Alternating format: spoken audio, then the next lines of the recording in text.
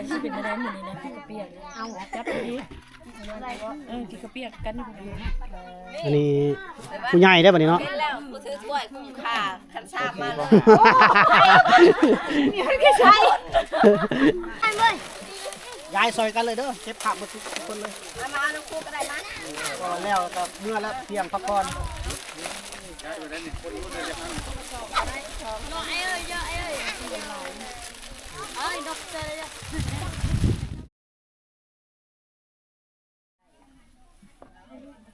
สบายดีและสวัสดีเด้อพ่อแม่พี่น้องบัดสุขุสุคนเนาะยินดีต้อนรับเข้าสู่ช่องบ่าวจอยเซโปนเนาะพบพอกันอีพีนี้พี่น้องบ่าวจอยได้เป็นสะพานบุญให้ผู้ใหญ่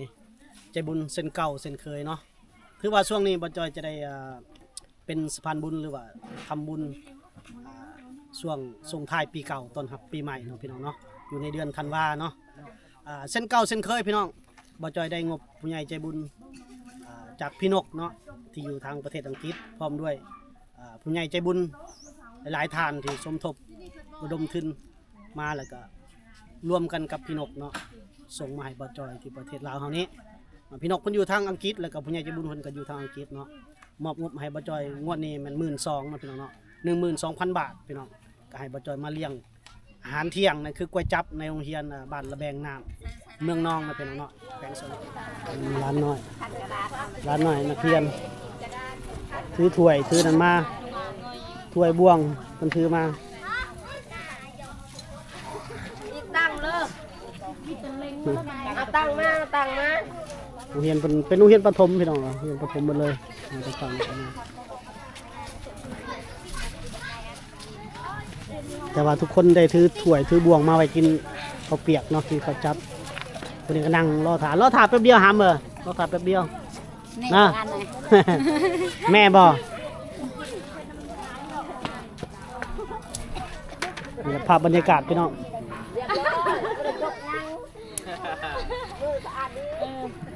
ทีมงานเฮามาครบหน้าครบตาหมดพี่น้องเจ้าหนูโสดป่ะนะอย่าบอกบอลกันจะมาจกยังดอกทองเนี่ยว่าปุ๊บ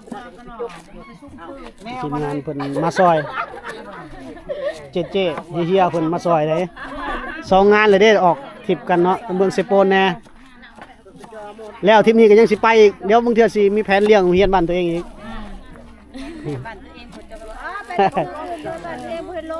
แม่นบ้านตัวเองก็สิลง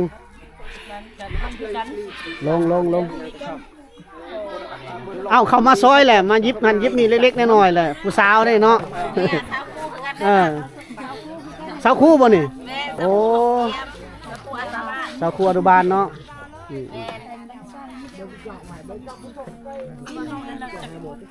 ทุบสิโมเลยเนาะเนี่ยภาพบรรยากาศพี่น้อง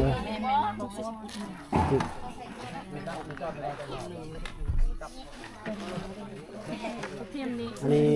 ครูเป็นครูเลยเนาะอันนี้น้ำซื้อเนี่ยสบายดีเพิ่นนะโซลิดากับนางแก้วซื้อได้ก็ครูคนนี้ไปแล้วนะจะสบายดีเจ็บค่ะแล้วเป็นครูกับลักอ้ายบ่ได้นี่บ่เป็นสาวครูต้องกล้าแสดงออกเนาะแม่ถ้าอายนะแค่มาสอนบ่ได้เนาะซื้อได้ซื้ออะไรน้ำซื้อโซลิดาแม่นอ๋อครูสอนห้องอนุบาลบ้านระแบงน้ำเนาะเมืองนองผู้นั้นเด้ปิ่นมาแน่เจ้า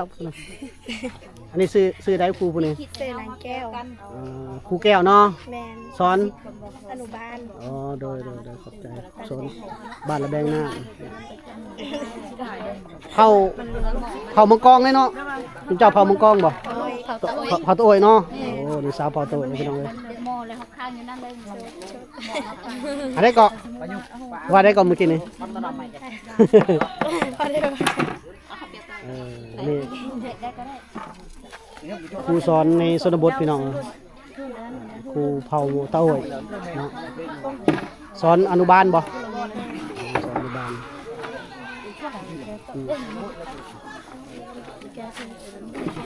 ครูในชนบทพี่น้องต้องได้ล่างบนนี้ก่อนนะ จะว่าให้อิ่มนะกินให้อิ่ม ไปใส่เทอละน้อยไม่มาเต็มกันเช้าบอกกัน บ่ได้กระซามเนาะใส่กระซามเนาะ ยาเสิร์ฟลงมา อันนี้ทางน้ำเพิ่นพี่น้องเวลามีงานนี่ไปคนน้ำมาบัดนี้แหล้วเนาะไกลบ่มงไปเอาน้ำเอาน้ำเซ่บ่นี่อ๋อบ่แม่นน้ำบาดาลบ่ โมเมน โอ้ไปตักน้ำเซ่ เท่ได้ธรรมดา โอ้ลำบากเติบเนาะลำบากเติบเพิ่นตาน้ำเซ่น้ำห้วยน้ำเซ่น้ำห้วยพี่น้องมาใส่งานอยู่นี่ ได้แล้วจะ มา ถู ใส่ กแล้ว งาน ได้จะถูกแล้ว นี่ภาพบรรยากาศพี่น้อง 3 ทางนั้นแม่บ้านเฮาแป๊บเดียวแป๊บเดียว ทุกแรงนี่นะ แป๊บเดียวได้กินแป๊บเดียวได้กิน ทางมาไกลเนี่ย เดินทางมาไกลพี่น้อง หาได้น้อยนึง จังได้ ผู้ดีสำนี้เนาะ พอดีละแคนพอดีละแคนยาว อันนี้ก็ลุกแต่เช้าได้ตำสุข่อยก็แม่บ้านเพิ่นแฮงลุกตั้งแต่5โมง4-5โมงพุ่น 4-5 โมงว่ายังลูกไปซื้อกระดูกซื้ออย่าง พอดีได้กินข้าวเที่ยงพอดี พอดีกินข้าวเที่ยงแซ่ ผมบ่ได้กินข้าวเที่ยง ใช่ครับ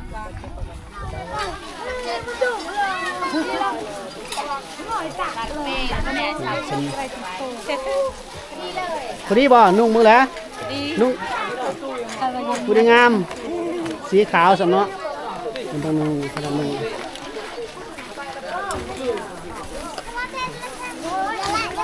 นี่งามเนาะนุ่งแล้วงามเนาะรอเลย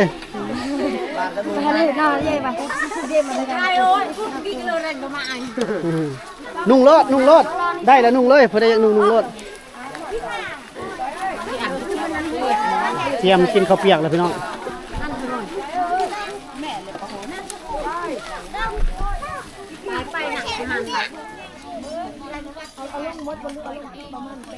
เพิ่นมาถ่ายกินข้าวเปียกเลยพี่น้องโอ้เรียนแถวสำราบพี่น้อง หิวข้าวแล้วบ่หิวข้าวแล้วบ่หิวบ่ เป็นบอกความลาวว่าได้บอกความลาวแล้วลูกหลานมันเป็นชนเผ่าเลยพี่น้องชนเผ่าตะโอยเนาะเว้าภาษาตะโอยนี่แหละภาพบรรยากาศพี่น้องมาเลี้ยงข้าวเปียกเลี้ยงก๋วยจั๊บว่าซั่นซะเนาะทางนักเรียนเพิ่นโรงเรียนในชนบทลาวพี่น้องแขวงสวรรณเขตเนาะข้าวเปียกก็กำลังฮ้อนๆ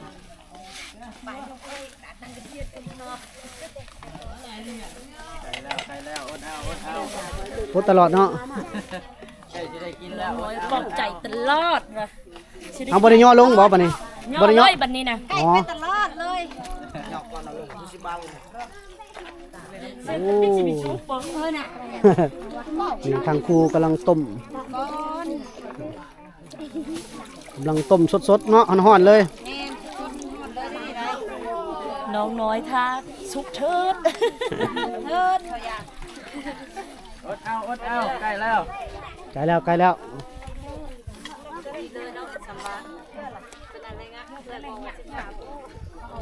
หิวแล้วบ่อยากเข้าแล้วบ่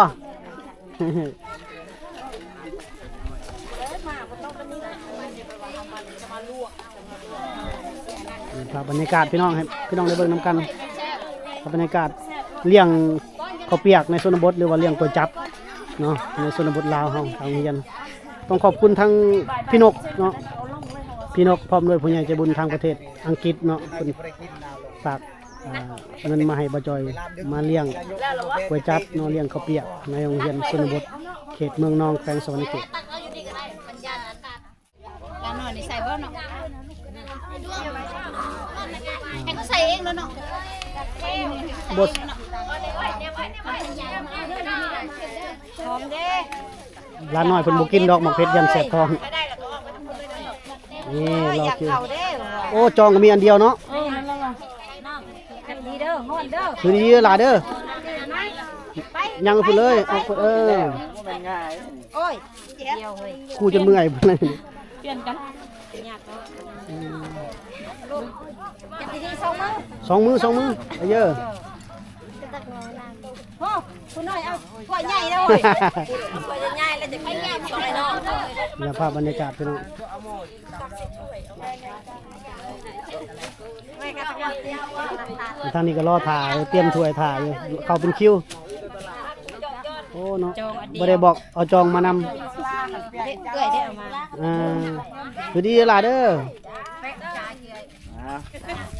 คอยย่างจนในร่มมันร้อน จับบ่วงจับบ่วงนี่ติดนี่ระบาย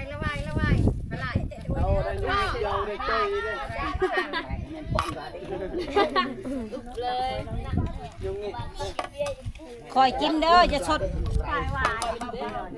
จะสดได้ ฮ้อนได้เนาะคือ เด้อแต่หิวแล้วพอแห้งนะลวกปากจะกลัวโอ้ยเขาได้แล้วมันต้มกระเปียกให้ลูกเขาเจ็บปากเอาพอแห้งแล้วคอย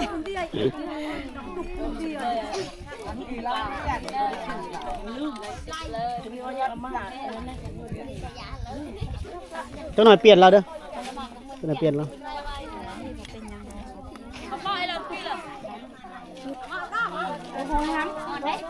โจ๊ก ร้อนได้ไหมซื้อให้น้องเพิ่น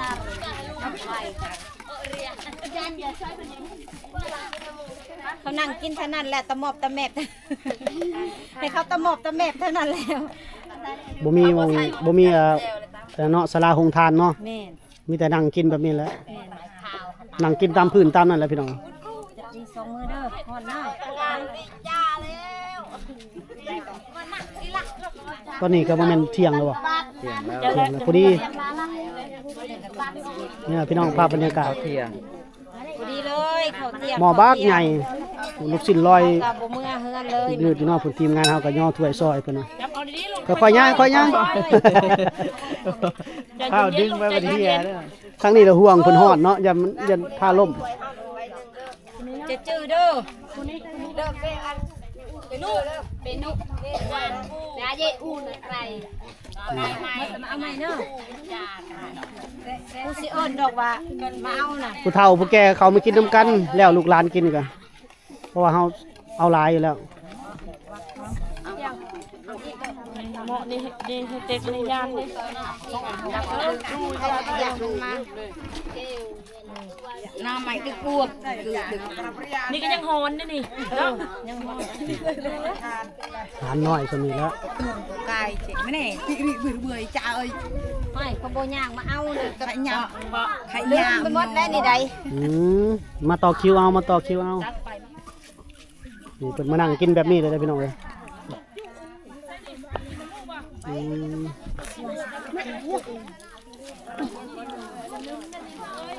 อิ่มได้แก แซ่บบ่แซ่บบ่แอมบ่แอมตะบึน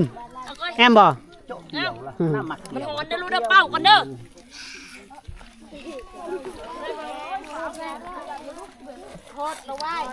ผมมีโต๊ะกินพี่น้องกินแบบนี้แล้วโอ้เนาะนี่แหละพี่น้องบ่มีโรงทานบ่มีโรงบ่อนกินเพิ่นก็นั่งกินแบบนี้ เป็นอะไรหมดนี่นะพี่กระเปียกเอาจับดีๆพี่กระเปียกกันอยู่ อันนี้ผู้ใหญ่ได้บัดนี้เนาะ แล้วกูซื้อถ้วยคุ้มค่าคันชาบมาเลย ใช่แดงคือว่ากุ้มค่าแล้วพุ่นนี่เนาะนี่เจ้าต้องย่อเบิ่งนึงกับถ้วยเจ้าล่ะย่อขึ้นเนาะถูกต้องแล้วเจ้าต้องแบบนี้แหละแถมได้เสื้อใหม่พร้อมต้องเอาถ้วยใหญ่เนาะจะกินอิ่มเนาะเนี่ยพี่น้องบรรยากาศให้เบิ่งนี่รุ่นใหญ่รุ่นป .4 ป .5 เนาะจะเป็นจัดเป็นแถวงามเลยพี่น้องภาพบรรยากาศให้พี่น้องได้มาเบิ่งมาชมกันเนาะได้มาเลี้ยงให้เพิ่นได้กินครั้งแรกเพิ่นว่าได้กินครั้งแรกเมื่อละมาเอาใหม่เด้อล่ะเด้อเมื่อละมาเอาใหม่เที่ยวไปกินเนี่ยจนในคู่จนเมื่อยตักพุ่นแล้ว ขี้แห่คู่ตุ้ยพ่อเลย ออกห้อนเลยในคู่เด้อเปลี่ยนกันเด้อเปลี่ยนกันเด้อเมื่อยแล้วเปลี่ยนกันเมื่อยแล้วเปลี่ยนกันเอาพี่น้องกินข้าวเปียกอิ่มแล้วก็ย้ายขนมให้เพิ่นกินแถวละบ่ มาที่แถวนี่ก่อนนี่มาเจ้ามาเอาออกไปพุ่นเลยไปเลยเมื่อเลยวันนี้เมื่อเลย ผู้น้อยในยูนาจับมา เมื่อรถไทยก็ได้เพราะมันเหลือ มือได้มือย ายซอยกันเลยเด้อเก็บผักมาทุกคนเลย มาลูกคู่ก็ได้มา ก็แล้วก็เมื่อแล้วเพียงพักก่อน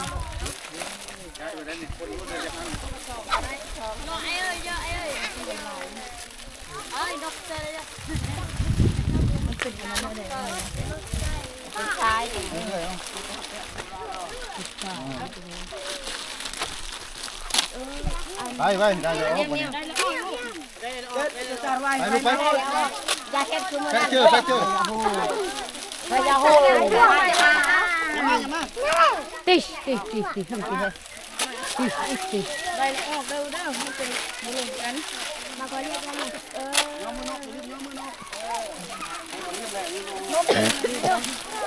ด้เลยบอกมาเอาเพลงมาเลยมา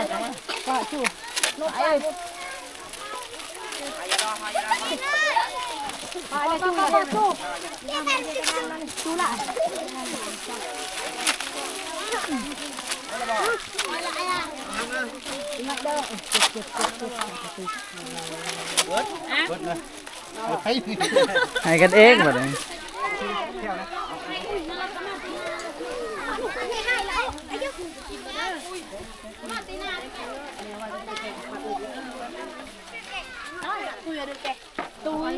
ไปรอดขนมกัน เอาล่ะพี่น้องคือว่าภารกิจของเฮามันเสร็จสิ้นเป็นที่เรียบร้อยเนาะนั่นคือมาเลี้ยง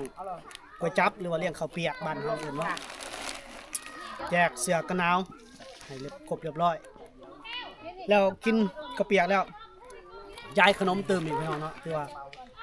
มื้อนี้อิ่มน้ำสำราญท้องก็อิ่มเสื้อผ้าก็ได้เนาะขนมก็ได้กินเนาะพี่น้องเนาะครบหมู่เรียบร้อยมื้อนี้เนาะถือว่าต้องขอบคุณทางพี่นกแล้วก็พร้อมด้วยผู้ใหญ่ใจบุญที่อยู่ทางประเทศอังกฤษ